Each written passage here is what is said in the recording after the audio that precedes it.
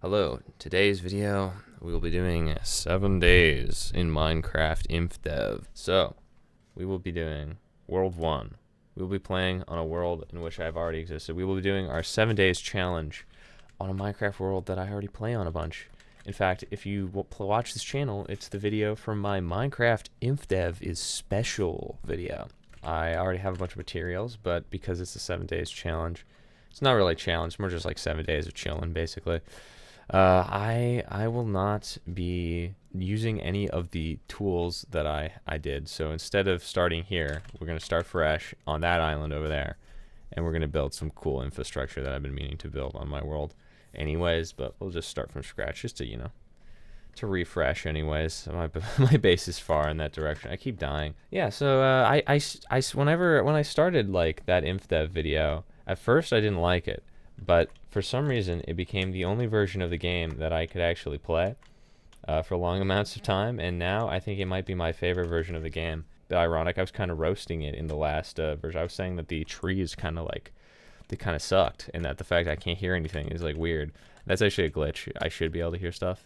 It's just something to do with like modern Minecraft, modern computers and old Minecraft versions. I don't know. I could fix it, and yet I haven't. I don't know. I really enjoy this version of the game. I like playing with no sound and just putting a YouTube video on and doing something in this buggy version. It's so simple, and yet I can like actually play this for hours. I got like full on addicted. It's crazy. What I've been feeling like doing is actually I want to connect a road to my base because I always get lost. I'm thinking the best way to do that would be to mark it out. And we're not going to get this finished by the end of the 7 days, but maybe there'll be 14 days in Minecraft or something. I do not believe there is thunder or anything like that, so I want to make this road entirely out of wood.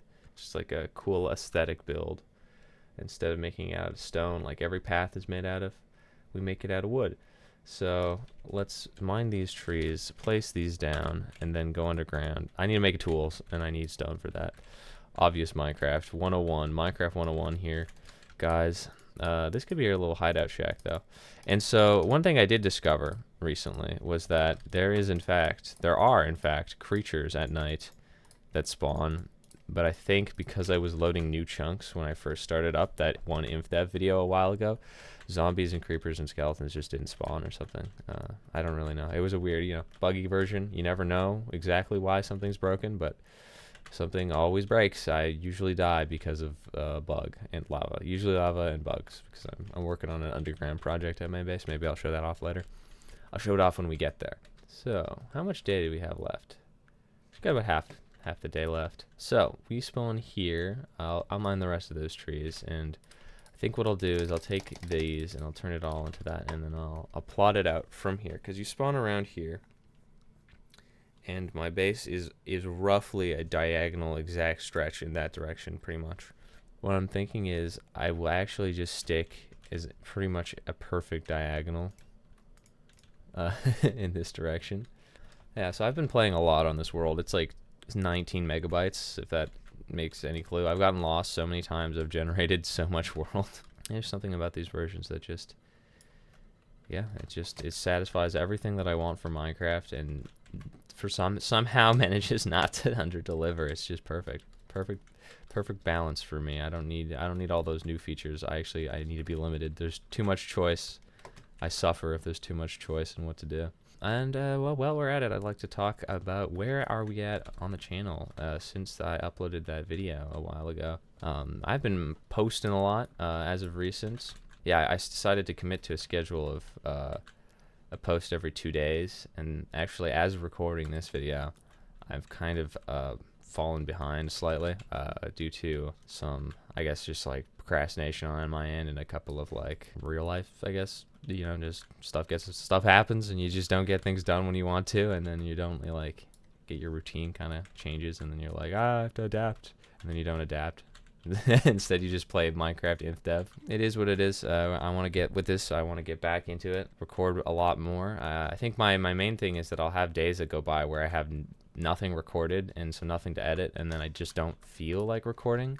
So I think it's more important right now to like get that recording done when I feel like it. Because if you don't feel like editing, it's just hard to get yourself to start. But when you start, you feel like editing, and then it stays. But if you don't feel like recording, it's just kind of really obvious when you're recording that you don't really feel like doing it, and then it seeps into everything and is overall is negative. So I feel like it's best to record when you feel like it and you're in like a good mood, because vibes actually matter a lot when it comes to recording, and also when editing. You know, ideally you want to feel good when you're doing everything. I talked about that in the Get More Sleep video. It's really important to feel good when you do things.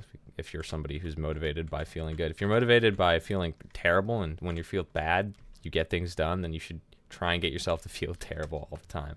Whatever motivates you is what motivates you. And I think I'm somebody who's motivated mostly by good circumstances. When I'm feeling good, when I'm feeling healthy, I get things done just way faster than when I feel terrible.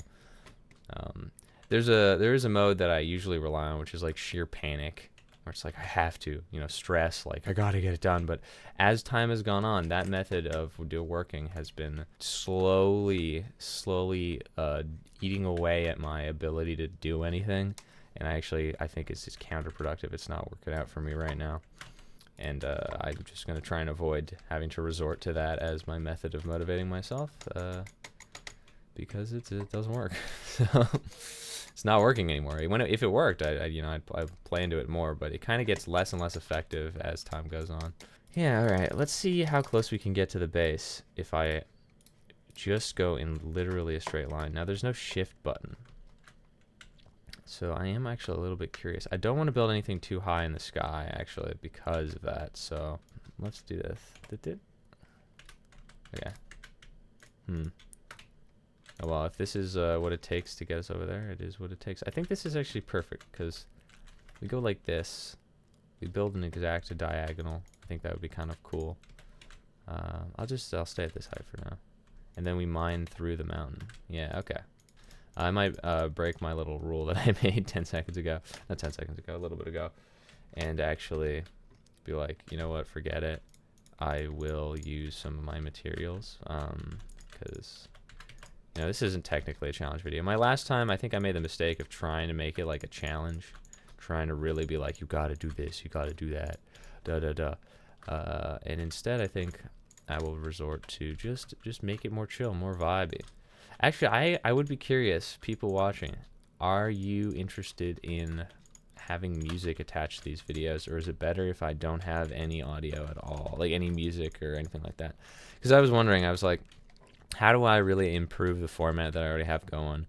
And I think the only addition that I could add would be music, but I actually don't know if music is something that people would be interested in having added, because it might detract from, like, I don't know, just because there's sort of like a low effort, more like kind of authentic vibe that goes on here, where it's like really like anyone could do this, and that's why people like it, because anyone could do what I'm doing.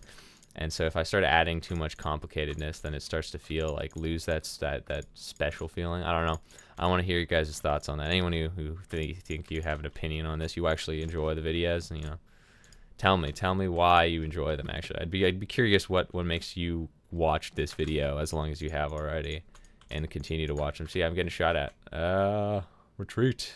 Okay, let's head this way. There aren't a lot of mobs that spawn on these versions, I've noticed. Like, not a lot. But when they do spawn, they're extra dangerous, extra effective. I went and I worked out for the first time in a while, because I've been neglecting my like workout ethic. I haven't been going to the gym as much as I wanted to, or at all really. Just been working out like at home. We got I got a bench, a bar bench or whatever. But when things are at my house, I find it harder to motivate myself to do things. I'd rather be around a bunch of people doing the same stuff that I am. I'm more, if you're in the place where you do the workout, as opposed to the place where you do it like in the living room where you watch movies or something. It's just, there's other things happening there that just doesn't feel like it's get you in the zone for that kind of thing. But I went and I did like a usual workout, maybe actually less than my usual workout, and I gotta tell you, I am in my joints are in like pain. Like it's like the kind of pain where it's like They're like you know the ripped like muscle whatever, but it's like in my like elbow area sort of. It's kind of nice though once you get to the point where you can work out a little more consistent. Like the first time you work out, that's usually what gets a lot of like I would say like older people when they work out and then they're like, oh, I'm so sore, I'm gonna be sore for like 7,000 days, and it's like there's an element that's definitely true. Yeah, you're probably gonna feel pretty sore for a while, but that feeling has to get better as you do it more, right? And like it's usually, at least for me, and I'm a young person, obviously young people, they heal faster, whatever. That first one, sure, you're out for a while, and sure, like if you're older, it's going to be for longer, right? Like my dad or something like that. Eventually, I would say that it goes like that feeling gets better if you just keep at it, just don't put on as much weight as you did last time or whatever. You just do stretches instead of working out for a bit until you can move your joints again if it's that bad. But I don't know, I'm not old, so maybe it's way more painful than I'm imagining, but I'm feeling pretty sore right now, and I know that it'll go away, and then I'll get back into it. And then the next time that I go work out, it won't feel as sore as this. It just won't. Like even if I wanted it to feel this sore, like that's what I have with like leg day. I like that. I like to go away from leg day being like I can barely like walk upstairs. Like stairs feel like my enemy. I want that to happen, but it only happens the first couple times you do it, and then after that you're like you have to level up the weight. And maybe it's just because I'm not adding enough weight onto it, but I always feel like I'm gonna break myself if I add too much more, so I get scared. Maybe that's part of it, but I also think part of it is literally that like your body gets like it's just stronger, and like the amount of damage that is caused by, oh, get away from me. My anecdotal non-scientific evidence presented to you. Okay, I think that's enough like low level splunking, so let's go back to this. I just wanted the torches so I wouldn't have to worry about the creatures for now. We will have to mine through this mountain. That's what's going to happen. It's okay. Genuinely, I think I picked the exact right direction to go in, so it's fine. I feel like I might want a sword for self-defense. Yeah, and as far as like stuff I've been doing outside of just working out, been producing a lot of videos. I hired an editor recently. I got an editor together. It's actually Tins. I did a live stream interview with him. You can totally check it out. He's cool. If you speak Scottish, if you speak Scottish, you'll like him. If you don't speak Scottish, the new other language, then you're probably not gonna be able to understand it. But you will be able to understand the FBF video that he did, which is the video about my Minecraft server, which I happen to say I do think is a good video to watch. It's a good video of his. He just did a good job with it. In fact, he's working on a sequel to that video, which is probably going to be out by the end of this month. So that is pretty cool.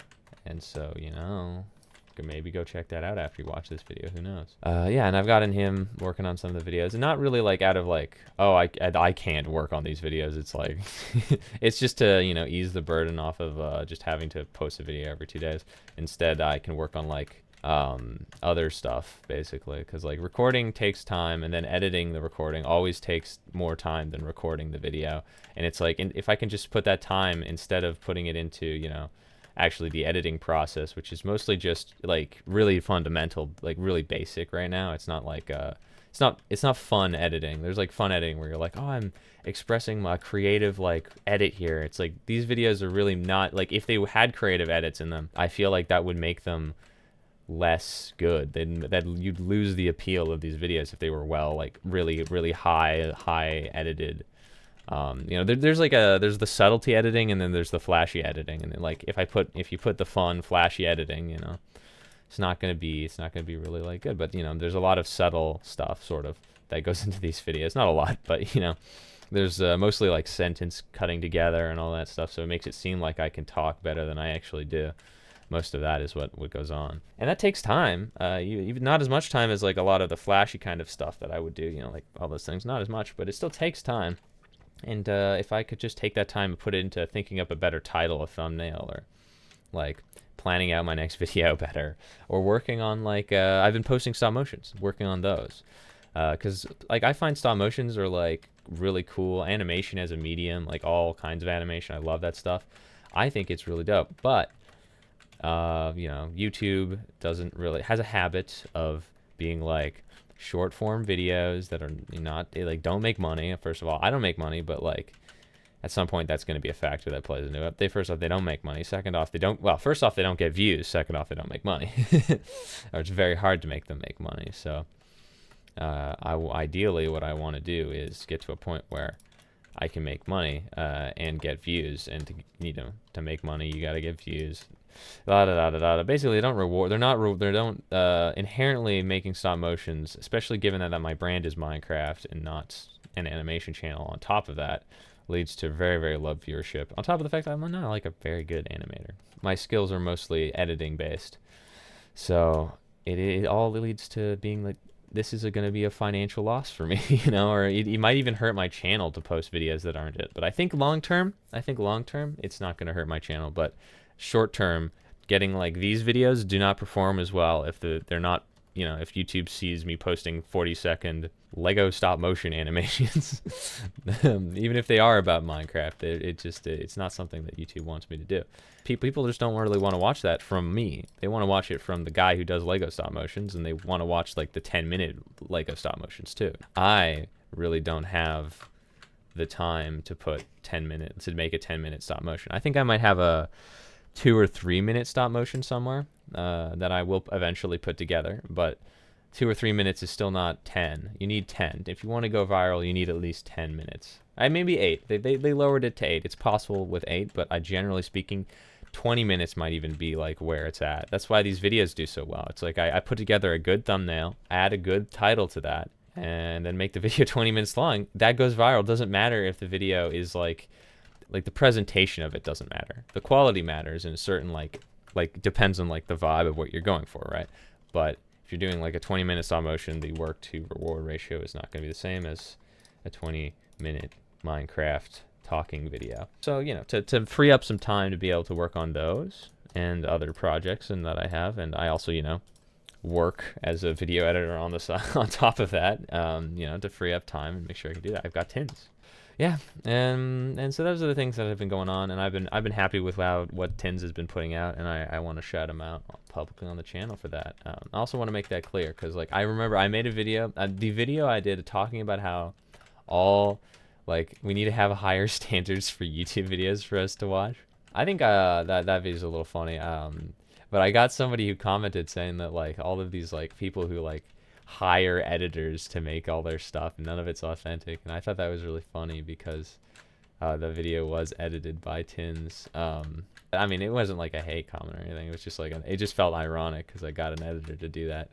I got Tins to make the video, and there is actually sort of an element to that where it's like how much of your creation is lost when you're not the one involved with every process of it. And I just think about it kind of like how directors make movies. This is my cope, I guess. It's like, it's not really any different, because if a movie director can get all this acclaim and credit for making such a great movie, and yet a director just tells other people what to do. Sure, they don't even have to be the writer of the story. They just have to be the guy who knows what he wants. That's the thing. He knows what he wants, and then he tells people to try and make what he wants. And then he knows when, you know, it's just like a director, somebody who directs what's happening. He tells everyone what to do, but he's not actually the guy who makes all the art. You can have an idea, but, you know, they have a cinematographer isn't even, a lot of the times, the guy who directed the movie isn't even the cinematographer. So the shots you're seeing, well, the idea of what's happening and the way that the guy is, like, it's being basically, think of, you know, like backseat, like driving or gaming or something, where like the guy is telling this other dude what to do, but the other dude's doing everything. He's like, what are you doing? That's kind of basically what being a director is. It's like being the guy telling the guy how to do his job. And but it doesn't make that, like, you know, people seem to be fine with that as far as a concept. It doesn't make that any less authentically, like a Tarantino film is not any less authentically a Tarantino film because other people helped him make it, right? Sure, I think that directors get a lot of like too much claim over you know, their subordinates and whatnot, and that is, I think, unfortunate. A lot of people don't get the credit that they deserve, but at the same time, it's like that's just kind of how like human society you know, is put together. It's just how we like to idolize people, and overstate the importance of people. Usually, I think from what I've seen when I look behind like look up a director and find out like what's up with them. Usually, there's like this director is paired with like a certain set of actors with a certain set of like, you know, if they don't like, usually they write their stuff. It's like they either have like a co-writer that writes with them, and you know, they're the director, of course, but they have a writer, or they have, you know, or they can have a writer and an editor who follows, like, edits all of their movies, like a co-writer that writes all their movies with them, actors who like always appear similarly in a lot of their movies, not always all of their movies, but like there's actors that they like to work with. They have, you know, and that goes all the way down the chain, like the production to like designer, the casting director, like all of these people will follow a director. If you have a successful movie, the people who helped you make that successful movie tend to help you make your next successful movie, because it's like the director will get all the credit, but everyone underneath him stays with that guy. And sure, they work on other movies with other directors too, because, you know, that guy's not always working on projects or whatever, and there's so much time and not enough movies to go around, I guess, for people.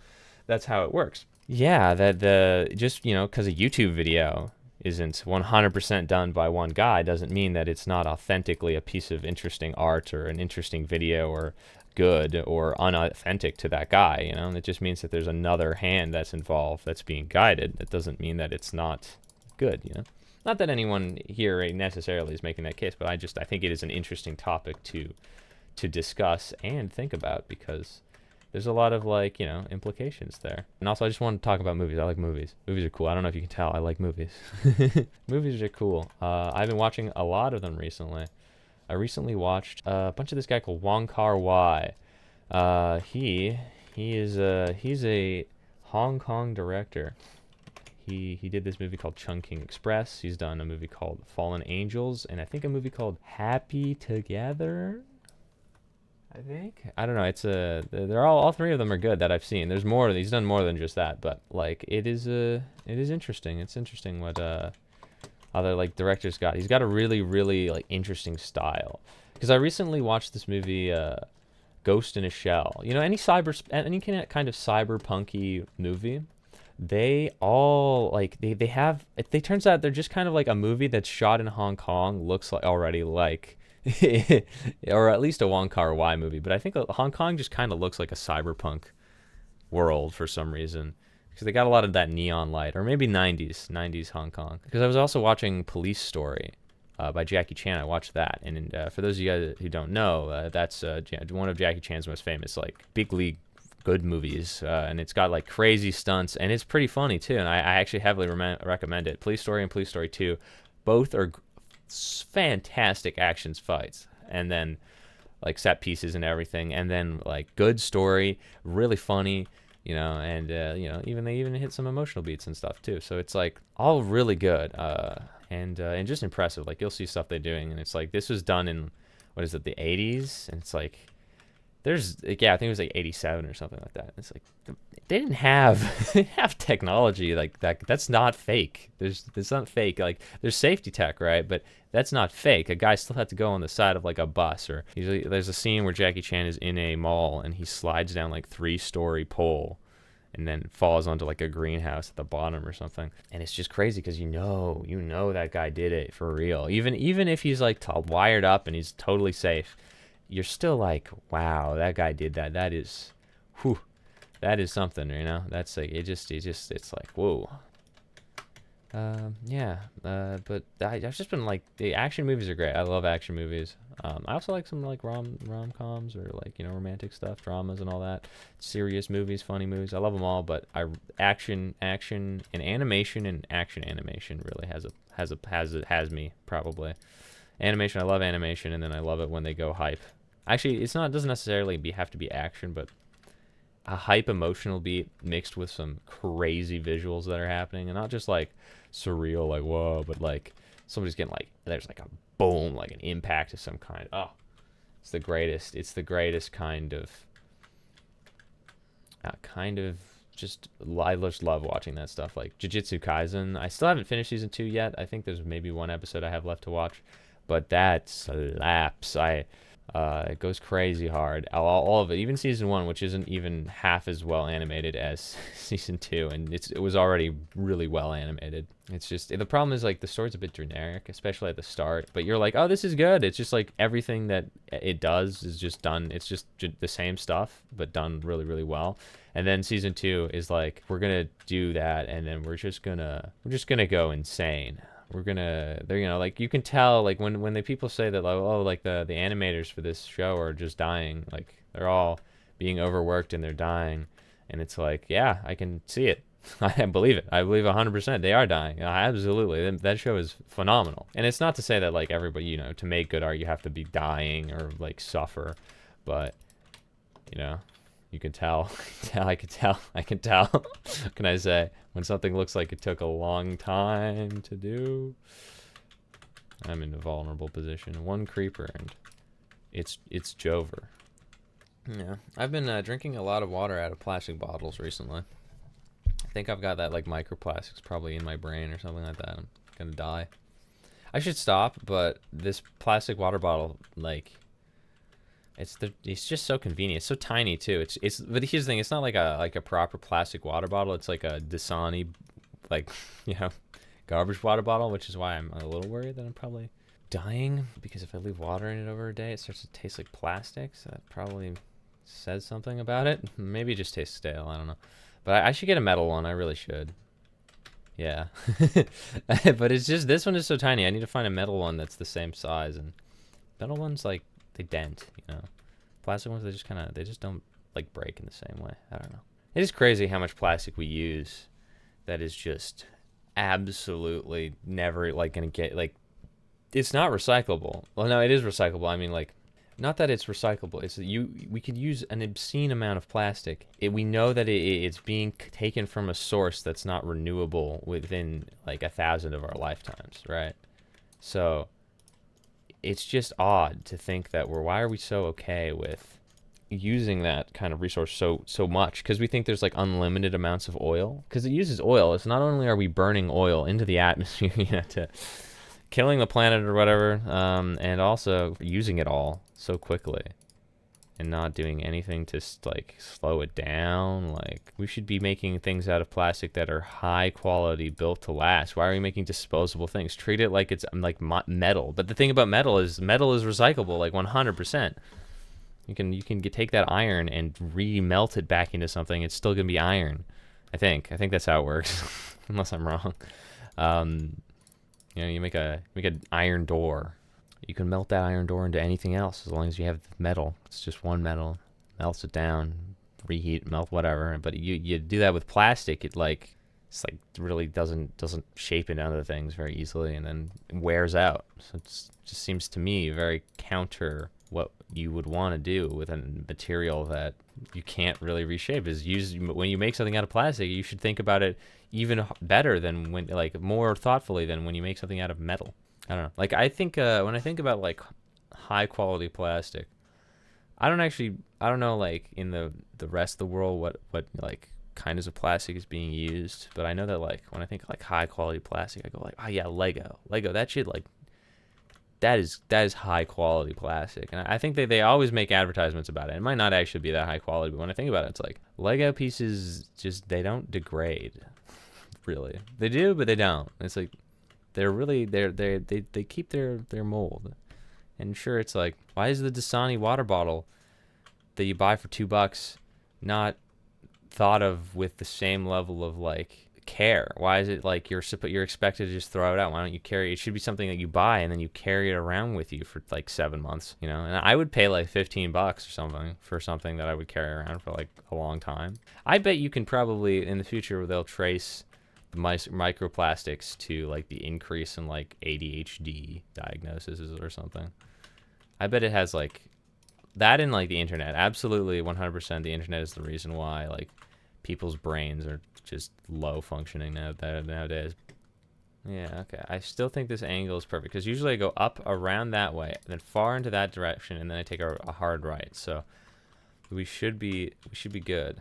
Yeah, but let's go back to movies. I've been watching a lot of movies. One of which I just watched was Ghost in the Shell. That movie, I like that movie. That was a good movie. I didn't really follow 100% of it, but I think it's because it's like, seems like it's a part 2 or something. There's another one I gotta watch. I watched the 1995, and then there's a 2005. It seems like it was made with a sequel in mind. But it was good. Like, usually when I watch these movies, I go, wow, anime is cool. This is really well animated. Didn't understand a thing that happened in it. This is like Akira's like that. If you watch Akira, you'll be like, wow, that's the fastest 2 hours I've ever experienced. That's a 2-hour movie. It felt like 45 minutes. You know, right when you're like, oh, this is getting a little bit like long, it ends. It's like, oh, okay. It's perfect. But the whole time you're like, what's happening in this story? Why is this guy doing this? I don't care about a single character in this. That's the whole thing. That's the whole, when you're watching it, just that's all you're thinking. You're just like, I don't know what's happening. And like a lot of people like that.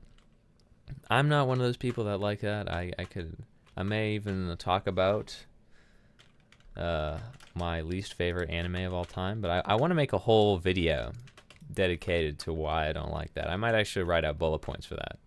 I actually wanted to make it like a proper video. Maybe I'll write a script even for it, and do some fancy visuals, but for now I am gonna just leave. I gotta keep my hands off it because it's a project that's either I want to do it really, really big, or I don't want to do it at all. I was really passionate about it. I want to rewatch it actually, because maybe I'll rewatch it and I'll think it's like amazing, or I'll be like, oh, it's actually not that bad. Because I finished the show and I was like, this just sucks. But maybe if I rewatch it and I like it, then maybe I won't make my video. Maybe I'll make my video about how I thought I hated it and I actually love it. But I don't know if I'm gonna be like, I actually think I do actually. Here's this. The thing is that I actually do kind of like it, but I don't like the fandom around it. Because I think of it as like, it's aesthetically beautiful. You don't know what I'm talking about still, but it's fine. It's aesthetically beautiful, but it's not. The story makes no. It's like the story's stupid. It like kind of makes sense. It's stupid. People think it's, oh, it's so deep. It's so deep. It's so great. People being my friends and some YouTubers online. It's like that's the general consensus. I'm like, no, you're wrong. You're wrong. And I want to make a video being like, you're wrong. You're wrong. I'm not gonna say anything. I'm just gonna say you're wrong. No, but I actually want to like lay out points because I've tried to convince my friends they don't get it, and I think it's because I don't actually have points. I just don't like it, and so I actually want to figure out the real reason I don't like it, because I just don't like it. And so you can just not like something, but this one feels like I feel vindictive about it.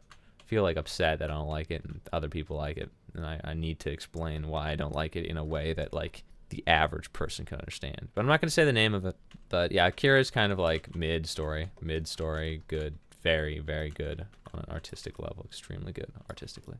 People seem to think vague and like is equal, like symbolism and vague like equals good story or something. Like, it's kind of hard to explain, but with Akira, it's like the whole movie goes by and you're like, what happened? I don't know what happened.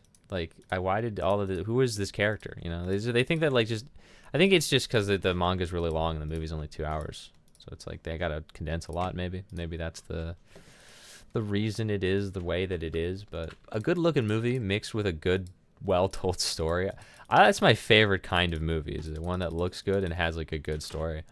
Speaking of a movie that looks good and has a good story, I thought that I watched Sin City, which is not an anime, but it is a comic book adaptation that is made to look very similar to a black and white noir film. And it has its bad acting moments. It has its moments of like, this is kind of cringe.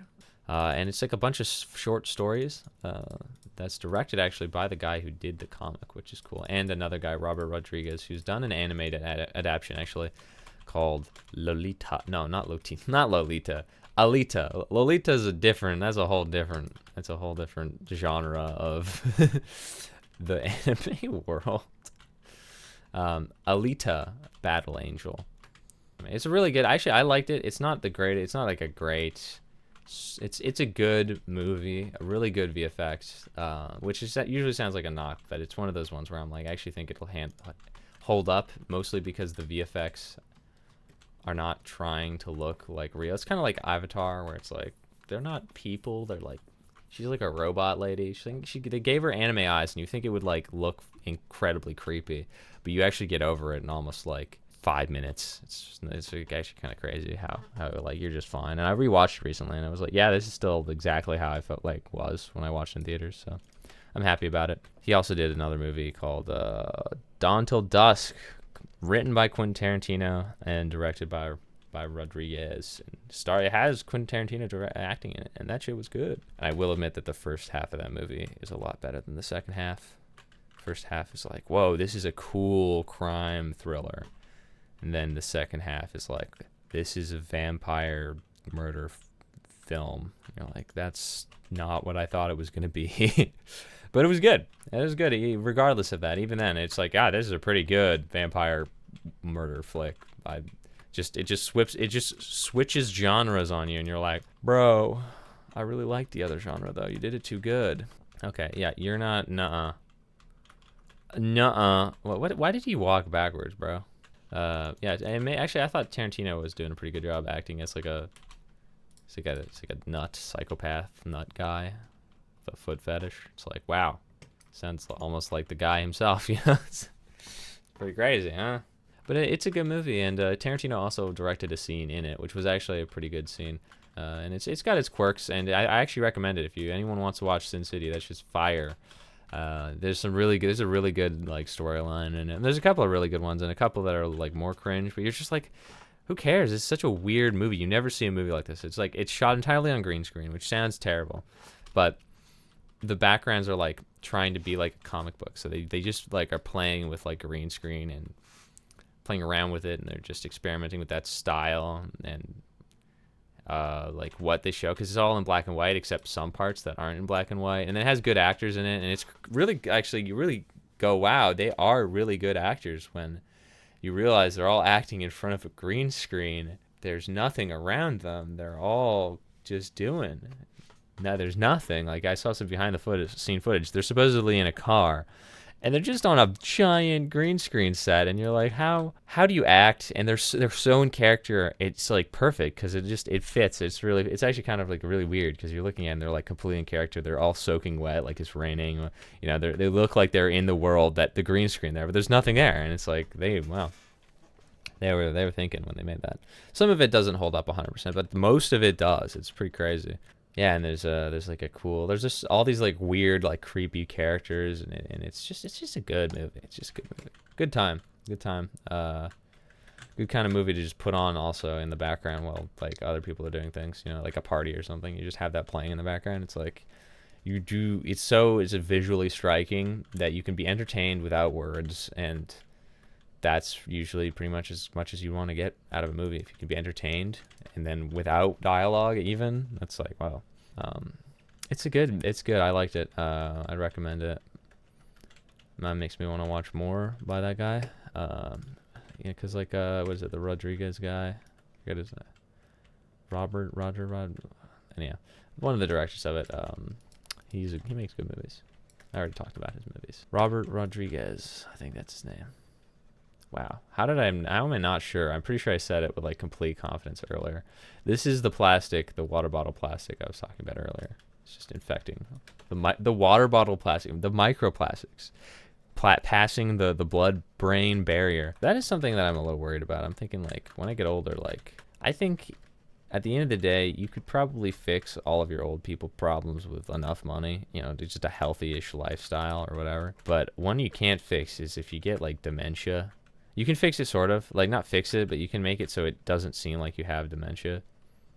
Like I saw that like a guy who's just like, you know, really working towards it, but you have to work on it to really practice. You have to actually start, you know, like old people, they get to a point where they're old and they're like, I don't want to exercise anymore, and then they stop exercising. See, that's my light trail. The base is right over in this direction, so I think that's my trail of like you walk across there, you go up into the mountains, and then you turn right. So hopefully I'm actually dead on with the path, and we're gonna be there just straight. But oh yeah. So I was like, I don't want to be like old and just be like, yeah, my body's all fucked up, I'm just gonna stay fucked up. Like I think a lot of old people could fix a lot of their issues if they just decided to put more effort into it. And I guess a part of being old, it really is like a mindset thing. Like you start to really be old when you start to think of yourself as old more. It's a lot, and it sounds stupid, especially coming from me who's young and knows nothing, but I think that is part of it. I think it's as long as you always feel like, you know, you remain like, you know, like that what's it, that Aristotle or whatever, like a lot of those philosophers were there. I don't know if it was Aristotle or like Plato or something, where it's like, I know nothing. I'm stupid. I'm stupid and I'm trying to learn. I feel like that guy, you know, I feel like that guy knows what's up. But also there's like Plato. Plato was like jacked apparently. Apparently he would just like he would just like start flexing and he could win arguments. I don't know. I heard that like down the chain of internet lore. I haven't actually Googled that, but I think Plato means like strong or something like that in Latin. It's not unrealistic. I mean I don't even know if it means Latin. It might be like this is something that sounds believable for some reason. And it's not something I'm going to fact check because I want to believe it and I don't want to be wrong. I mean, I don't want to know that it's not true. I wanted to be true that when he would just flex and he would win arguments because he was so jacked. He just start just flexing his biceps and just insta win. I want that to be real, okay? Let that be real, please. I want there to be documented scroll evidence. Somebody in the comments who knows about this, please tell me that's real. And if it's not real, don't say anything. We need this. This is a kind of false information that needs to be spread online because that's like, that is good. Fake info, because it's like, who cares if that's true or not? That doesn't actually affect much. It just affects my opinion. The guy go, wow, he's jacked. That's cool. That's funny. It makes me want to learn more about philosophy because of the jacked philosopher. I'm sure a lot of them existed, you know, but you always think of philosophers kind of like people, maybe Greek ones, you always think of them as like buff, kind of like Chads or whatever, you know, like modern day philosophers, you think of them kind of like, or maybe more like when I'm saying modern day philosophers, you think of like Nietzsche, you know, like none of them are jacked. You're like, these guys are like worry too much. Oh, God is dead and da da da da da. So, bro, chill out. Chill out. The West has not fallen. Not the way you're thinking, okay? We're not this is not like a social collapse or anything here, and like, or like there's this one guy, I can't remember his name, and he was like talking about like, he's the guy who's basically credited with coming up the I think therefore I am mindset. And that was his way of proving that, because he was so like neurotically afraid of the world and being like, I think that maybe we're not all real and we all aren't actually real. I may have overshot. You know what I'm gonna do? I'm gonna walk out a little bit. We're just gonna plot this out like this. So I have a feeling my base is around the corner, like literally right there. But if I'm wrong, it's just over there. I'm wrong. Let's just try and find it. I think it's over there. This is because I made it so far out. Kind of my fault for doing that, but look, I was doing a video and I never thought I'd come onto this world again, but here I am doing it anyways for some reason. What is this? This is like day 3. Yeah, that's looking like it more. Okay, I don't want to actually walk that far out. We will continue and then find out that I was actually in the wrong spot and this was all for nothing, and it's fine because we'll build a cool thing at the end if there's no base at the end and it doesn't connect or something. I don't know.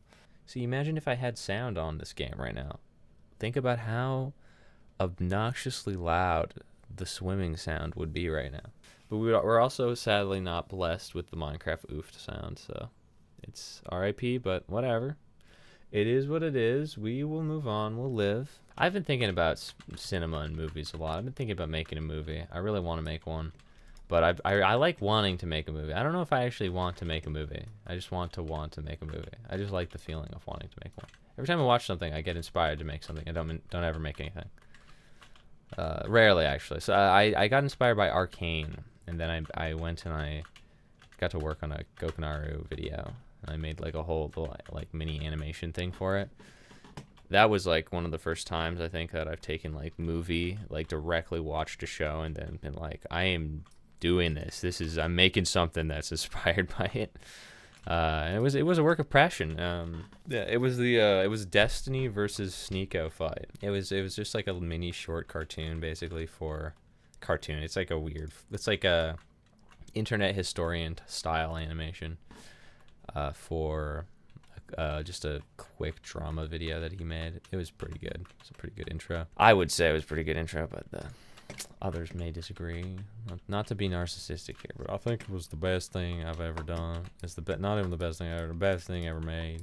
Oh yeah, I mean it's out right now on his channel for his Destiny wife divorces him. It's a fun thing. I storyboarded it. It's the first ever anything I've storyboarded. I think that wasn't like an actual animation. I guess it's the first like edit kind of thing that I've storyboarded.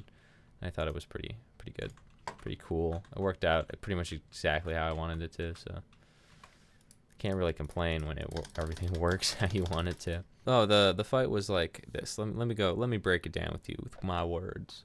Destiny, he fights off the suitors of his going to be ex-wife or whatever, like, because she divorces him. And so he fights off. Leafy is here is the first suitor that he fights off, just because like there's a stream of him and Sneeko talking about her.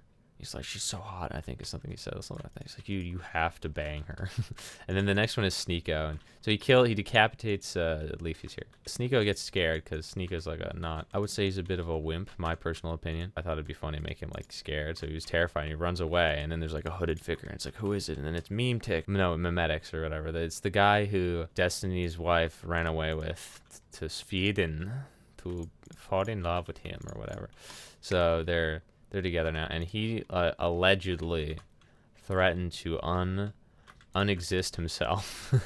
He threatened to no longer exist. He's like pulls out a bomb vest. That's like the funny joke of it. He's like, bomb vest. I'll take us all with me if you don't let her go. And then she leaves and just like kisses him, and Destiny falls onto his knees and he cries. And then he has to sign the divorce paper, and that's the end of it.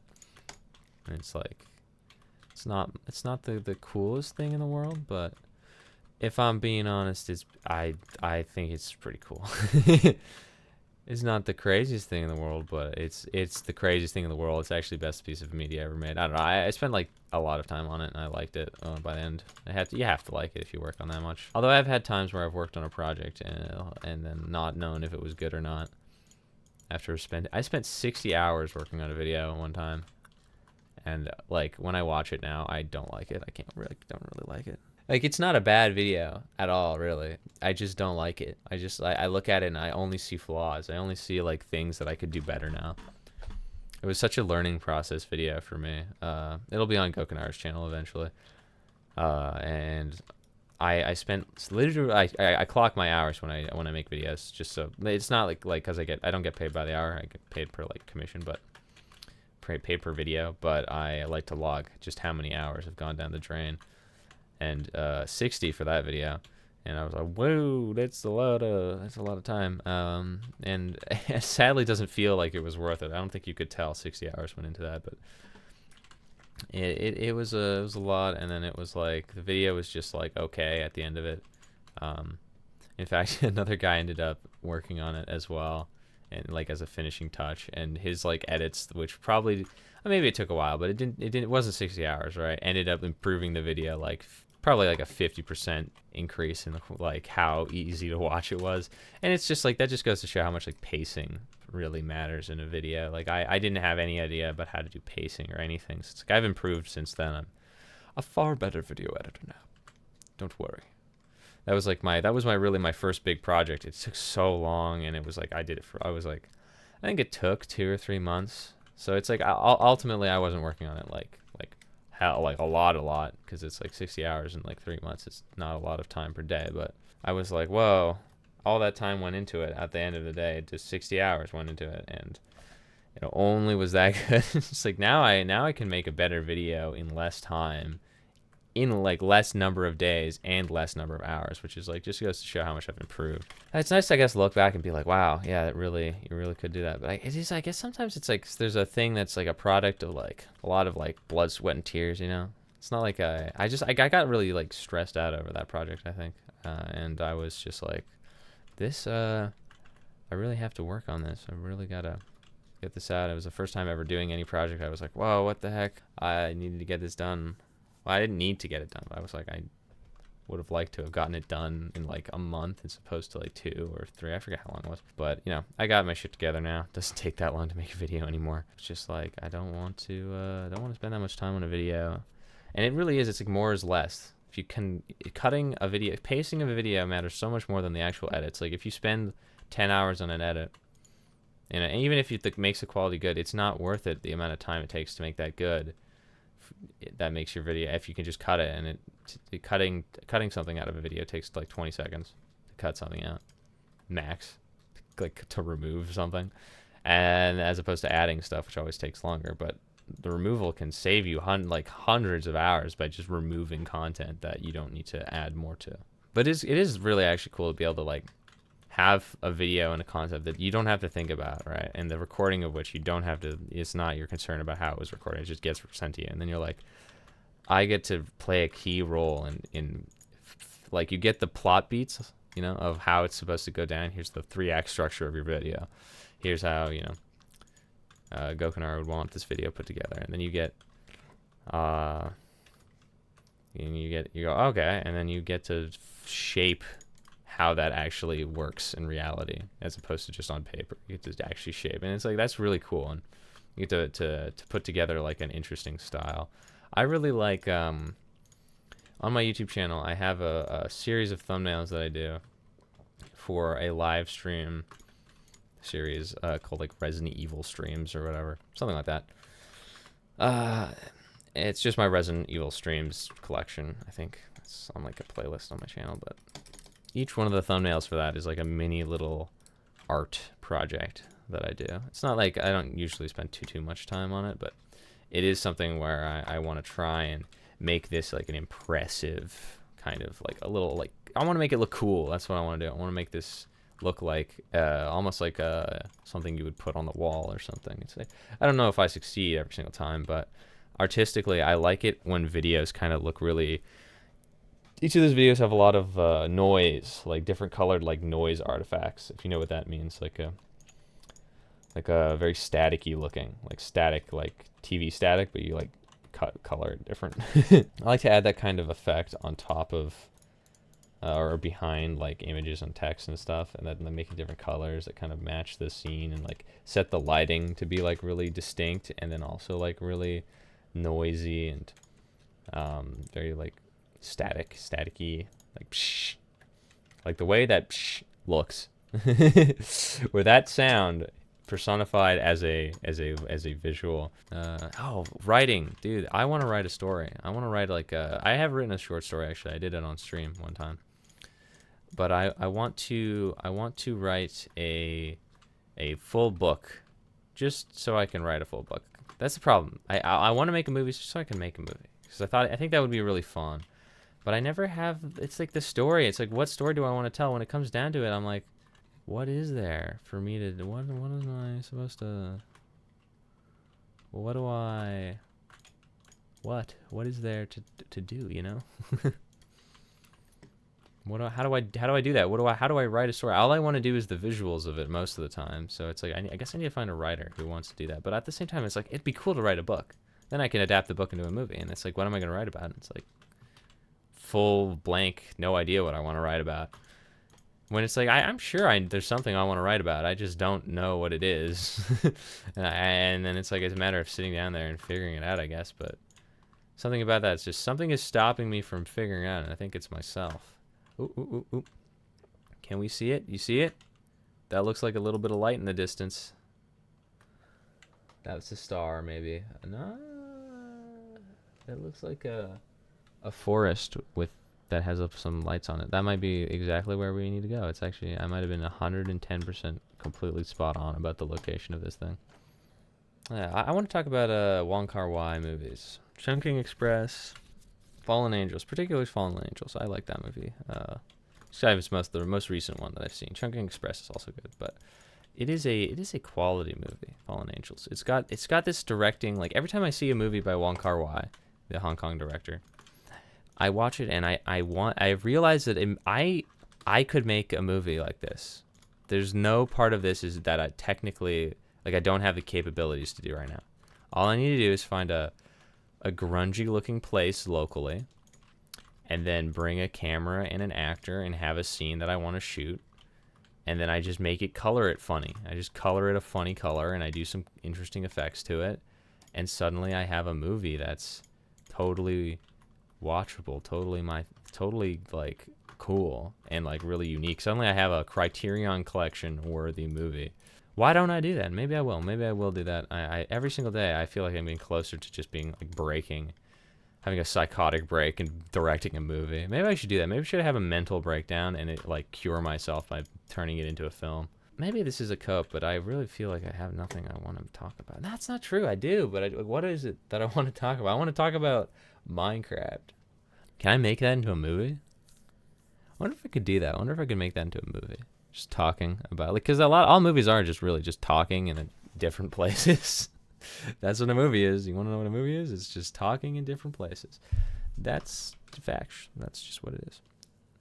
There it is. That's my base. Hey. Talk about being pretty much spot on location-wise. I'm a genius, dude. Because script writing is like my weakness, but there's like a guy called Joel Haver on YouTube, and he makes movies. He's made a couple movies. I've only watched one. All of them are completely improvised. Completely improvised with the actors. They're beautiful. Like the one that I watched was beautiful. I was like, wow, this is emotionally resonant and great. Completely improvised. Complete fabrication of a film. And I was like, wow, that is crazy. That is crazy. Absolutely crazy. I was just taken away by how good it was and how planned it felt. And maybe there was like a plan, but apparently, you know, he was like, I don't like writing, so he just improvises the movie. It's like there's no way the first movie he ever made was good. Absolutely no way. And that's fine, you know. That's life. There's nothing you do in the first try that's ever good. There's never. Every single person you think has been good since the beginning, you just put their 10,000 hours in earlier than you did. You're like a child. It's like if the only thing a child's ever done is do 10,000 hours of piano lessons, they're going to be good at piano, okay? They're going to be good at gymnastics or whatever the heck they do. Just because they got it done earlier. If they make movies when they were really young and they're painting even, you know, especially children, you know, they have a lot more free time than adults do. So you can get better than a child easily. You just don't have the time. You have society is holding you back. Life's expectations are holding you back. That's the only difference. I don't know. I'm always disappointed by my acting chops whenever I try to do anything. Maybe not like acting chops exactly, but my improv chops. Like, abysmal. It's abysmal. Not funny. Simple as that. I'm not funny. Not funny as myself, and I'm not funny as someone else either. That was the disappointing realization. I'm not funny as somebody else either. Yeah, it's just I did acting classes a while ago actually, and it was cringe, but I got into it. I got really into it, and I don't know, for the time, for me, I guess it was like, wow, yeah, that's actually not bad. You're not a bad performance from me right there. But the amount of times I've like what that class actually taught me though was that I am terrible at remembering a script. The number of times that I had to read that script to memorize it, because I guess I didn't use any memorizing tricks, and maybe you're supposed to, but I just went with the brute force method. So I think I read that script like 100 times.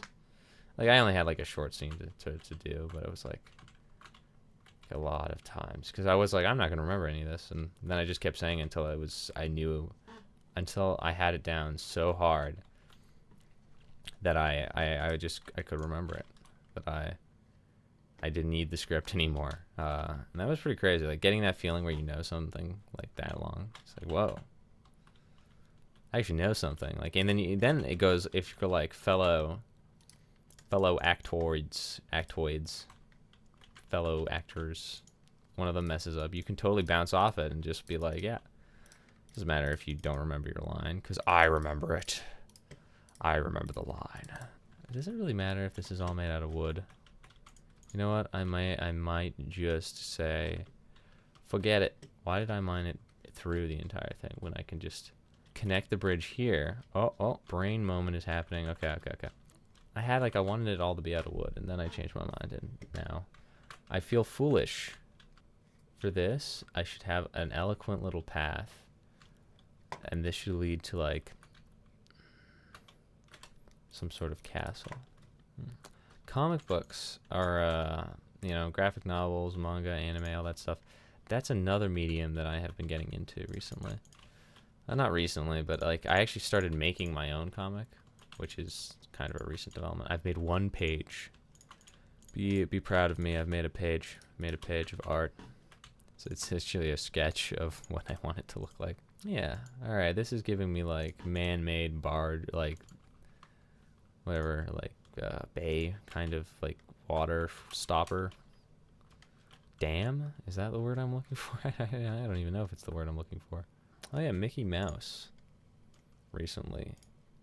Public domain. They tried to stop him. They tried to stop Mickey Mouse from going public domain. And it's done. We now have him. We own the first ever version of him. And I guess as every year or so goes by, we'll get more and more of Mickey Mouse. It's kind of nuts to think it's been that long. Like, people have been born and died before Mickey Mouse became public domain, because it's like 95 years. Like, Disney ruined the public domain so badly. We really didn't have a lot of good public domain stories for a while. I mean, like, the good ones, but they're all old good ones. The only reason we get zombie movies today is because they accidentally forgot to copyright the zombie movie. They forgot to put the registered trademark when they posted it, and because of, I guess, maybe some sort of legal, I don't know why, making a simple mistake like that ruins the chance for you to copyright your film, but it did for them, meaning that anyone who wanted to could make their own zombie movie, and now zombies are a staple of pop culture. Imagine if there was only zombie movies by the Ramiro guy. Not that there are that many good zombies medias. I think maybe early. I've heard Walking Dead, especially early Walking Dead, is good. Haven't watched it though. I watched Shaun of the Dead, and I'm gonna be honest, not super impressed by that movie. Then I also watched, what other zombie media have I really watched? I haven't watched a lot of zombie stuff, I guess. I guess there's like Left 4 Dead. It's a zombie like game. I played a lot of that. That's fun. I like that game. That wouldn't exist. Yeah, The Last of Us. I didn't really play The Last of Us. I just watched videos about it, but I like the story. Like, from what I've heard of it, it got me invested, and I just heard about the story. Like, I watched somebody play the game. Not all of it, just like part of the story, and I saw it like through the cutscenes or whatever. It was like the cinematic version where you just have it through the cutscenes, and some guy plays the game with the HUD off. I watched a lot of that, and I went, wow, I'm invested, dude. They got who's that guy who's like, I'm the new actor everybody likes, who's not Ryan Reynolds. Pedro Pascal, that's his name. He's the Mandalorian in the show The Mandalorian. You wouldn't have known, because he never takes his helmet off. I like that he doesn't take his helmet off. I wish more people tried to just keep the helmets on. Helmets, you can don't need to show the face to show emotion. I feel like, personally. I think it's more interesting if you make the environment show the emotion that would be showing in the face, you know? I think it's cool. I think it's cool if you figure out a way to do that. There's something about hiding a face that it's like, it's just cool. Actually, to be fair though, that's the same thing that furries do, and that's not cool. But, you know, like, why is it like Halo, Master Chief, or Clone Troopers, Stormtroopers, Darth Vader? No, they're cool. That's not furry. That's not furry at all. There's nothing weird about that obsession with hiding your face. It is actually kind of fun. There's something about putting on like a mask and lots of crazy like horror concepts with that. But it's like, no, when furries do it, it's fucked up and weird. I'm not trying to defend furries. I think it is weird. Furries are weird. I also think it's a little weird how much like I like Clone Troopers. Maybe it's just because I like them a lot or whatever. But like the concept of it to me as a child like got me like, why is it that the carbon copy clone characters are like the ones that I most attached to? That are like, these guys are so cool. Maybe it's just because the writing for them was like, they took special care with that. But maybe it's just that the fact there's minute differences between a bunch of clones makes the differences stand out more in your mind. All I know though is it probably saved them billions of dollars on like having to redesign characters, because they just have to like give one guy a tattoo or change his hairstyle, and voila, you have now made a new character, even though it's the same model with the same rig, everything. So no, I knew it. I know that for a fact. When George Lucas in like the 60s, Star Wars come out in the 60s or the 70s, I don't know. Whenever it came out, and he said that me and your father, even like he wrote the lines, me and your father fought in the Clone Wars or whatever for the Obi-Wan Kenobi guy to say. When he wrote that, he knew that in the future he was going to make a fully CG army of clone troopers and do a prequel series. He knew that with fact. He knew that if they were all clones, that would totally save him a lot of money in designing characters. He knew that. He knew that for a fact. Imagine you're George Lucas and then you made Star Wars and people go freaking like crazy and you're like, whoops, what do I do now? And then you never make anything else except a really weird CGI musical. It is actually weird how like George Lucas is probably one of the most profitable filmmakers of all time. He's like made the most money, but he hasn't made a lot of films. He hasn't made the most films, but he's made the most culturally impactful film series. I want to watch THX or whatever. That looks like a cool movie. I just want to see George Lucas be weird because like he's a weird guy. I can tell. I just look at him. He's weird. And he hasn't made any movie except that stupid musical, which was not good. I was so surprised by how really not good that was. I remember hearing, like, not hearing, but I remember I watched it. I was there when it happened. He won, like, he had a short film assignment to, like, tell a story in 60 seconds or something. And this was, like, you know, in, like, the 40s or 50s or something. I don't know the exact timeline, but something like that. And he made a story of the world in 60 seconds or something. And it was just, like, you know, something I can do now in an hour, maybe, you know, it's like 60 seconds long. It's just pictures moving with sound effects, but like nobody had ever thought of doing that before, I guess, that it won awards for his like creativity with it. And it's like, imagine being the guy who just invented that. It was also good. Like I remember like I looked at it and went, yeah, that was a good little story thing he had there. That was good. That was well done. So it's not like he did a bad job either. Literally did a good job. I think THX is also a really weird movie, which is why I want to see it. I want to see George Lucas before he got big. He also co-directed that one car movie. I forget what it's called, with Steven Spielberg that actually made them money, I think. Just about racing cars or something. Street Guys. That was a good movie. I really liked that movie actually. I think that was the one that got those two guys their big break, something like that. They got to make whatever, and they got to finally make not whatever, but they got the chance to make Star Wars, and they also did Indiana Jones together. I forgot about that. Never mind. He still made some bangers. Still, at the same time, it's like I want to see George Lucas be given only $10 million to make a movie. I know, sounds like a lot of money, but it's actually very little for a movie budget. I want to see what he would do with $10 million nowadays. I wonder what he would do. Because it's like a lot of these big time directors, they get so used to working with a crap ton of money, you know, like Tarantino or something. Those guys. Tarantino does great work, but it's like his great work these days. It costs like $100 million to make, you know, millions upon millions. Like, I want to see what this guy does with like $2 million. Like, you know, bring him back to the time when he had nothing. Like, see what he can do with little, because that's where the real creativity comes. That's where they start cutting corners. When they have too much money, it just gets like it gets crazy. Things balloon out of proportion.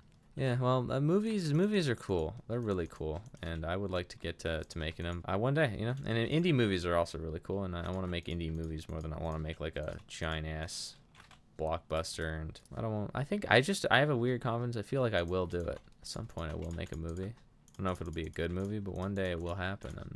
That might be cope though. I need to actually do it though. Maybe I want to make this all look like a gravel path would be kind of cool. I miss gravel beaches. That is something in modern Minecraft that I think we need more of. I don't see the point in removing them. I don't know why they got rid of them. Bring them back. Put them back in. What's wrong with them? Just make them really rare. Make gravel beaches like 1% chance of, I don't know, whatever metrics they use to make the spawning rates of these. Even a little bit of gravel. We'll try the gravel path. Try making a gravel path at some point. We'll go back now. I want to go get a little bit more sand before we take off. All right, we're back, and I went back and I recounted. It turns out this is day 6, which means we have only today and tomorrow left, and today's almost over. So let's do some last minute touches of that. I want to finish that before the end of the day. Before the end of the next day, before the end of day 7. Man, that passed a lot faster than the last episode. I wonder if days are shorter. No, I've been recording for the same amount of time. I think I just had more to say, so it felt less like rushed, perhaps. I was just on Twitter looking at art, because I realized Twitter is like AIDS, and I do like to keep up with like YouTube drama, like commentary community stuff on there. But I also like to not feel terrible and not interact with any of the other stuff. And so I've managed to reconfigure my Twitter presence so that it is only our art stuff almost. So like I follow people from the commentary YouTube space because I like commentary YouTube. And then I also follow a bunch of artists, and like I like every time I go on there I see like 1,000 little drawings that I think are cool, and then I like the drawings, and then I'm done. That's my Twitter, and then it just shows me more drawings. So I've kind of cracked the code where I can have an enjoyable Twitter using experience without having to get like constantly mad about something, or like feel like I'm being roped into being upset about something I don't actually care about. Because that's what Twitter does. Twitter be like, you're mad now. You're that's why you have this app, because you want to be mad. I just wanna look at cool artists, dude. Not actually. I don't want to be upset constantly. Okay, so here we go. Let's go one deeper than this, and then I think that's probably the extent that I will do any of this. You got that, and then it can just drop off. But it'll look. That looks pretty convincing, doesn't it? Yeah. There we go. Hey, this reminds me of a like thing I saw where they had like a gravel path, and it was like a man-made buffer between the rest of the world. How does that look if it's gravel? I think it's kind of cooler if it's gravel. What if I put the gravel on the side? So you put the gravel on the side like this, and then it'll look like there's a layer of gravel that was on the side here when there really wasn't. And instead of it being like this, it could be, it'll look like I layered it in gravel. Okay, let's go. Make the dirt layer like so. There we go. I think grass grows pretty quick in these versions, so I don't think it's going to be too big of a deal. Yeah, so I was talking about my Twitter usage. I think that's the only way you can interact with Twitter, is to use it for art and nothing else, really. Like, I have it so 90% art, 10% I get, like, brain rot drama YouTube, and no politics at all. So, or maybe like 0.1%, 0.5% of it is, like, politics or something. I guess maybe gravel's not quite the right material to use because it is sort of in low supply at the moment, so I'm not going to use gravel, but I will keep it in mind for like future projects. Yeah, look at that. There we go. It does look pretty good though. I like the layering here. Makes me feel like it's like a painting. You gotta have that second layer for authenticity's sake. It's looking pretty good though. Maybe there's a gravel beach somewhere I can also take resources from, but I'm a little skeptical. I can't remember there being one. Oh, there we go. Now we have enough gravel to do it all. This is my farm. It's pretty humble farm, and down there's my mine. It's not really a mine. It's more like I'm doing some weird lava art sculpture, basically. It's pretty fun though. It's pretty cool. So we're now on the last day of this adventure here. It's pretty fun, pretty cool. Yeah, and yeah, I've been inspired to do a little bit of animation of my own. So I actually do have a project that I have. Well, I have a couple of animation projects actually that are all on there, but I've got one that I did a group project with some people I know, and we were all working on it, and then it kind of just like, it's like we're at that point where the project's like probably like, I would say animation wise like 80% complete, but it's not actually finished. I storyboarded the entire thing, and I got people to like separated all of the segments into working pieces. I got all my cuts done, but everyone else is kind of like, falling behind. And we used to do like a call for like Thursday to like discuss and make sure we're like actually working on something.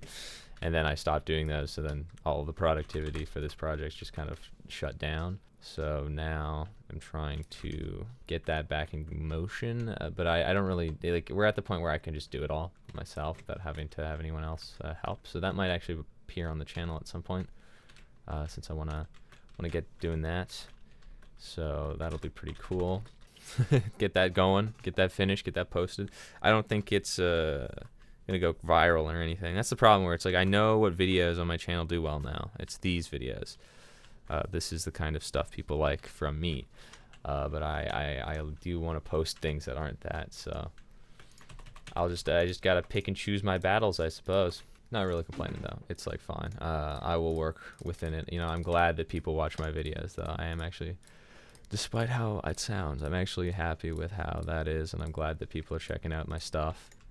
You know, like I got attention before, but not like in the same way where I had like so many videos pop off. Like we got 11K views this month, and I've never felt so consistently able to get like a large like a viewer base. Like I was like averaging like 1,000 views video. I say was because my last couple of videos have been underperforming, but I think it's not fluke. So I think as long as I return back to the old formula, I think it's fine. But we'll see. Maybe it is all fluke. Maybe it's all luck. Maybe this video won't perform well. Maybe no one will watch me anymore. And it'll be like, oh god, this the end of everything. But that's fine. If that's the case, then I just go back to making other things, and like I was doing before. It's not like I have a complete lack of anything. It's not like it's not like everything falls apart if none of these videos take off. Like, that's totally fine. In fact, the time investment for these videos is far shorter, so it's not like it's like more important that my other videos take off, but they never do. It's just so sad. Like, I really am sad about that Jordan Peterson video, but it's okay. It's probably not as good as I think it is. That's probably why. Like, usually when people don't watch something, that has more to do with actually I didn't make it watchable enough. Like, I think once you get a built-in following, it helps. Like, you don't need to have as many, like your videos don't need to be as algorithmically friendly. They still do, right? But you have a built-in audience of people who watch. I don't have that really yet. I do have a built-in audience, but it's like way smaller. It's not really large enough to affect the YouTube space or whatever. So I have to really make these videos things. So that's gonna be my pill to swallow, bullet that you gotta swallow or whatever.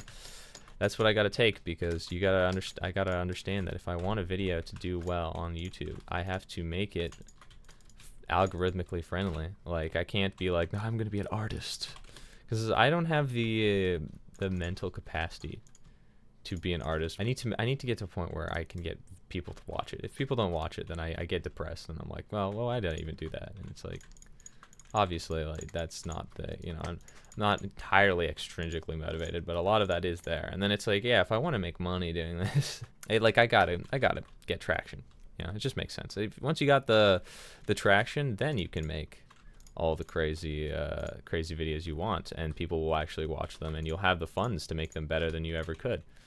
That's just the whole thing. And a lot of it is just keeping me like motivated and keeping me making things. And this, so far, has been the best way to do it. These videos, I can make something pretty quickly, consistently. It's doing pretty well. And that's exactly what I want right now, because I'll fall off the map. Because when a video is like in 9 months into production, it doesn't actually mean I've been working on it for 9 months. It means that I've been like procrastinating it for 9 months. There's nothing's being worked on. It's not like getting better the longer it waits. Like, I wish I could, that's what those big channels that only post like once a month or something, or even less, people know that, like, oh, well, if there's no video, that means that it's going to be better when it comes out, because they're always being worked on. There's a reason that it's taking so long. It's not like, oh, I just didn't feel like it. That's why those channels are able to continue. Like, I would say, like, H-Bomber guy is able to do it. I know he posts other stuff on his, like, Patreon and whatnot, but, like, there's all of his subscribers are not there on just for his Patreon, right? And they know that, like, when he posts, it's going to be a banger. And so I want to get to the point where people will wait for my uploads instead of like having to be reminded that I exist, because there is a certain, like, you don't want to fall off, because if people forget that you exist, then you start to rack up dead subscribers, and you can be forgotten on YouTube in a week on the internet. Everything cycles out every week, right? So that's why a weekly upload schedule is so important, because you need to maintain your energy for more than 2 weeks. You need to maintain your relevance for more than 2 weeks, that is. Oh, there's this one guy. I literally have a video of his open right now. I found him when he had like 5K subs. Jeff Yachts. His channel, I found him when he, a video of his, I forget how, when he had literally like less than 5K or 5K, something really, he was like a tiny channel. And the videos, I was like, wow, this is so high production. But I tried watching his, it's the Call of the Void video. And I was like, this is so high production value. But it wasn't algorithmically friendly, I would say. It was really high production value, really like good, but I didn't want to watch it because it was like not, it wasn't the kind of YouTube. It wasn't YouTube video. It was more like a short film almost, and I just like didn't finish it. But I was like kind of like shocked, and I was looking at his other stuff. And I'm like, this is really good. But I was like, this isn't stuff that I would watch. It's not, and it's not that there. At least I didn't really like really watch it. So I just like kind of put him out of my mind. I didn't even. I think I may have subscribed and then unsubscribed. I don't know. But then 1 month ago, the Doot skeleton meme video that he made called "No One Knows Who Created Skull Trumpet Until Now." That video got popped into my recommended, and then I was like, holy crap, it's this guy. And I was like, well, it was kind of obvious it was a matter of time before something eventually hooked, but he finally cracked the code, and now I'm like into him. I'm like, I'm subscribed to this guy now. I like this YouTuber. Before I didn't though. Before I was like, this is good, but this is not for me. And now I'm like, no, this is for me. I like this guy. I'm going to watch all his videos now. I've got him on notifications. It's weird. It's weird how that works. Let's think the newest YouTuber guy that I've seen blow up that I truly enjoyed. Dude, I don't know if anyone else remembers, but I do. I remember. There was a time when people were thinking that like YouTube, like you couldn't, there weren't a lot of new channels blowing up on YouTube. I remember when people were kind of like blackpilled about that. I don't know, back in like 2018-ish, like not a lot of new channels that like blew up in 2018 or even like 17, 18, and 19. Like there weren't a lot of channels from then. Maybe 17 was like the last time for a bit. It wasn't until 2020 that a lot of channels started blowing up. Not until like Mr. Beast shared his formula to the world, I think, that people started blowing up again. It was weird though. There was a very big lull of videos for a while, or new channels that weren't like OGs getting hundreds of thousands of views. I remember that. I remember being like, man, I started getting like losing a little bit of hope for my future on YouTube. I was like, how am I ever gonna like get blow up or get in the algorithm? It seems so difficult. You always need to, the only people I watch have like already got 1 million subs, and it's like so difficult. But now I don't have that sentiment anymore. I see so many new channels popping off like crazy, so I think whatever was causing that is no longer a thing, which I find it to be interesting, to say the least. Oh, looks like it is done. This was the 7th day, so let's observe what we've got.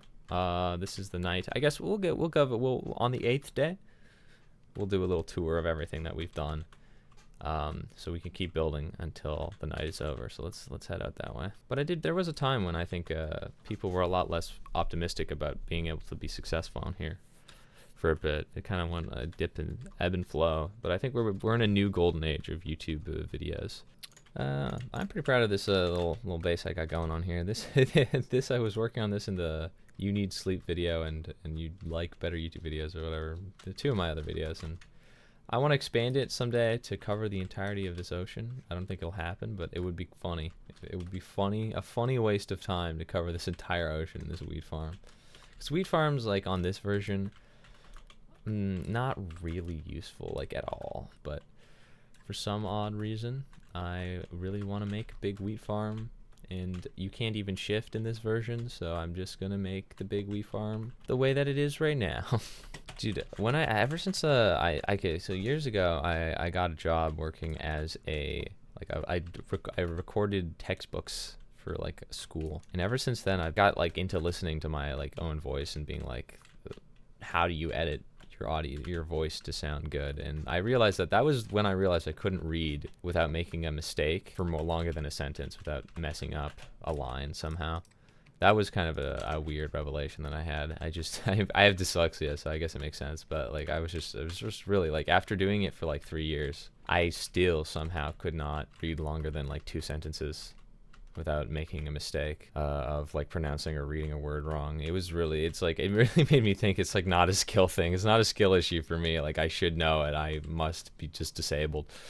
I would use like audio editing. Like every single file that I had for that was like chopped to bits. Because I would retake audio, like the lines over and over again. It's crazy. It was really annoying.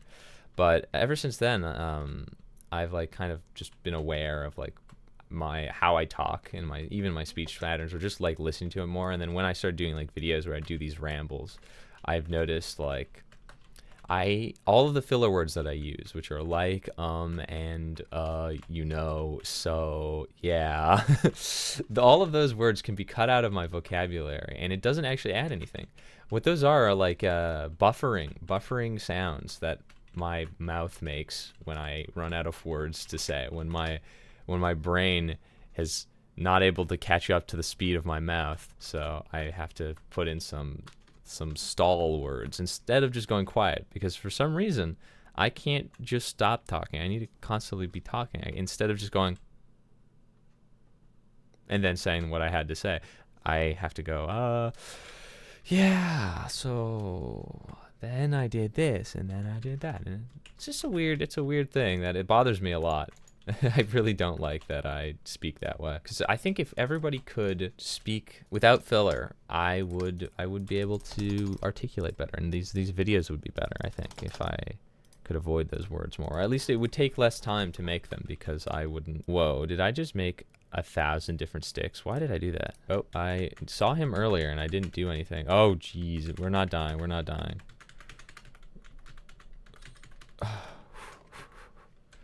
Dude, that was panic inducing. But one guy who's really good at this, I've noticed, probably maybe the only person on YouTube who's really good at this, except maybe Vsauce. Vsauce, I think, on podcasts is pretty good at talking. But Moist Critical, I've noticed, is the best at this. Like, I was really shocked at that, because he's somebody who doesn't stutter. He just talks. He doesn't use filler words either. From what I've known, like, really, like, he instead he uses like the same examples. Like he always does like some sort of penis joke or something, or some sort of sex joke when he's talking, and that's like his version of a filler word. Is he'll reference that a lot. He'll always go back to being like, and then I was like prodding the anus of this or whatever, or this was such a stinky situation, it was like some sexual thing. You know? And like, if you listen to it, really, that's the only crutch that his speech has. He actually is extremely well spoken and able to put across a point. Like, none of his videos are edited. When he posts a video, it's just him straight talking for like 8 to 10 minutes, you know. And you'd think it's just 8 to 10 minutes. That's nothing. And it's like, that's kind of true. It is kind of nothing. But it's also not exactly nothing either, because that's kind of really impressive to be able to talk without stuttering, without messing up, and be so direct to your point. The only crutch being you have to like talk about some sort of sexual like innuendo or something has to be put into every single sentence. That's not the worst like crutch to have as someone who could, as a speaker. And, I just find it really interesting the way that he talks, and how easy it is for him to just, like, maybe he does a lot of takes. Maybe that's what the thing is that I'm not even noticing, because he hides it so well or whatever.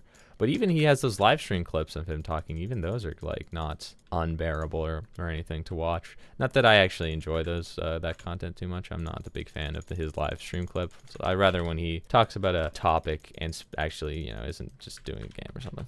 But regardless of that, it's just kind of impressive how he talks. He's I think one of the most impressive talkers, commentators on YouTube. Not even just like regardless of what his actual opinions are. He just is a really good speaker. I think I'll keep that. That makes it feel like there's a bit of erosion happening. But I'll cover this one up like that. Yeah, there we go. Let's observe. What have we got doing here? So that's the base over there, and this so far is our path, our beautiful path to the base right here. So we walk up here, we go to the base over there, and now we're on our way back. Oh, what a beautiful path. This truly does feel like scenic. Maybe I'll do that for the rest of the path as well. Maybe, I don't know. It might be a fun project to fill it out. I thought it would be a wood project, but now I think I'm feeling a dirt path with some whatever you call this, not sand. Man, my brain is slipping. we got the groundwork laid out like very well for this. Yeah, I was originally thinking that I would, but now I think I've gone for dirt path with the gravel on the side. That's the word I was looking for. Dude, it's this plastic water bottle. I'm telling you, I'm losing my words. The holes in my brain are being clogged, but with plastic. I need those holes. They need to be open. But yeah, this is a pretty good progress as far as what we've done here. Here's we go. We'll continue walking out this way. We really did just drill a hole right through the center of this. I love how it just goes on until the fog hits, and we're on like the highest render distance, right? So the fog it really goes out far, dude. I like how it dips in and out of these little areas, because I could make a little fort on each one of these accesses, or not access, but like access points. I could build a little pavilion or castle or something. Look at this. This is a nice little beachside like road. I could see that being something. I'm thinking when I feel like I'm done with this world, I will do a like world tour, a world tour of my InfDev world, my 7,000-year-old InfDev world tour. I noticed that those videos get a lot of views. People be like, my 4-year-old beta Minecraft world, or my 3-year-old alpha Minecraft world. Oh, the spawn is almost in sight. It is kind of a mistake to walk out that far, but hey, look, I didn't think there were mobs, so I thought I would never die, and yet I've died like 10 times now, so this should make the whole experience a whole heck of a lot easier. Yeah, and we're back. Well, that was the progress there. Looks like that's the island that we destroyed everything from. And that's what we got done today. Seems kind of simple, but it is an extremely long thing. Yeah, I'm thinking like a cozy cottage or something will be on the end of each of these, and also like at the access points I can build a little house or something. But let's get the road done first. Well, regardless of that, thank you all for watching. I appreciate the viewership. I appreciate the watching that you watched this far. Really, you must really like listening to me talk. So yeah, thank you. And I appreciate you listening to me. Appreciate you subscribing, watching, all that stuff. It really means a lot. And I'll see you guys in the next video. Goodbye.